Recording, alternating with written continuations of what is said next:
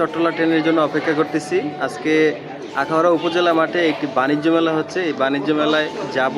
তো আমার সাথে আছে আব্দুল্লাহ, আনিকা, আমার ছেলে এবং মেয়ে, এবং সাথে আরেকজন ক্যামেরাম্যান আছে। দেখতে হলে অবশ্যই ব্লগটির সাথে থাকবেন। গাইস, ট্রেনের জন্য অধীর আগ্রহে অপেক্ষা করতেছিলাম, কিন্তু দুর্ভাগ্যজনিত বিষয় এই যে আজকে চট্টলা এক্সপ্রেস বিশাল পরিমাণে লেটে আছে, মিনিমাম 2 থেকে আড়াই ঘন্টা সময় লাগবে। তো এখন প্ল্যান চেঞ্জ করে আমরা অন্যদিকে যাওয়ার একটা প্ল্যান করেছি, আশা করি সাথেই থাকবে। তো গাইস, অলরেডি আমরা রওনা শুরু করে দিলাম উল্লাপাত্তর মিনি সাজেকের উদ্দেশ্যে। অলরেডি আমরা একটা অটো রিক্সা নিয়েছি, অটো রিক্সায় বসেছি, এবং রাস্তার অবস্থাটা যদি দেখাই, খুব সুন্দর পরিবেশ। যাওয়ার কথা ছিল আখাউড়া উপজেলা মাঠে বাণিজ্য মেলায়, কিন্তু ঘটনাচক্রে ট্রেন আসতে লেট হওয়ায় মিনিমাম 2 থেকে 3 ঘন্টা সময় লাগবে চট্টলা ট্রেন কসবায় আসতে।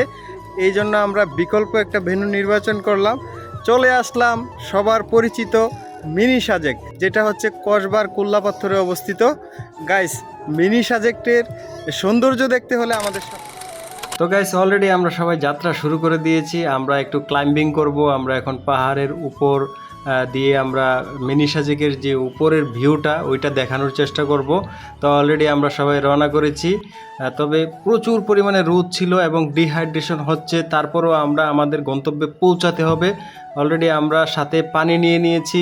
আমার সাথে আব্দুল্লাহ, আনিকা এবং আমার পিছনে ক্যামেরাম্যান আছে, উনিও নিজে নিজে আসতেছে, অনেক হাঁপিয়ে গেছে। তো আমাদের সাথেই থাকুন গাইস।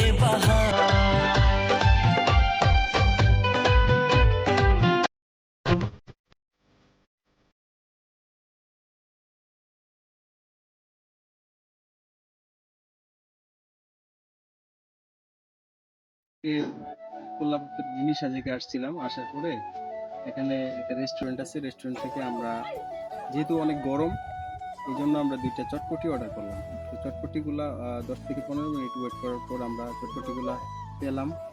চটপটি খাওয়ার পর খুব ভালো ছিল, তেমন একটা ভালো বলা যাবে না, মোটামুটি ভালো ছিল, অ্যাভারেজ। তো সবচেয়ে দুঃখজনক বিষয় হচ্ছে, এখানে বসার পর ওরা আমাদেরকে পানি এটা নিজের কিনে নিতে হয়েছে, তাছাড়া যে টিস্যুটা পর্যন্ত আমরা নিজেরা নিয়ে এসেছিলাম, সেটা ইউজ করেছি। তো আমি আমার ভিডিওর মাধ্যমে ওনাদের কাছে অনুরোধ রাখবো, ওনারা যেন এখানে সার্ভিসটা খুব সুন্দর এবং ভালোভাবে দেয়, বিশেষ করে পানি এবং টিস্যুর ব্যবস্থা থাকে, কারণ পাহাড়ি এলাকা, এখানে মানুষ প্রচুর পরিমাণে ডিহাইড্রেশন হয়, এই জন্য পানির ব্যবস্থাটা থাকলে খুব ভালো হয়।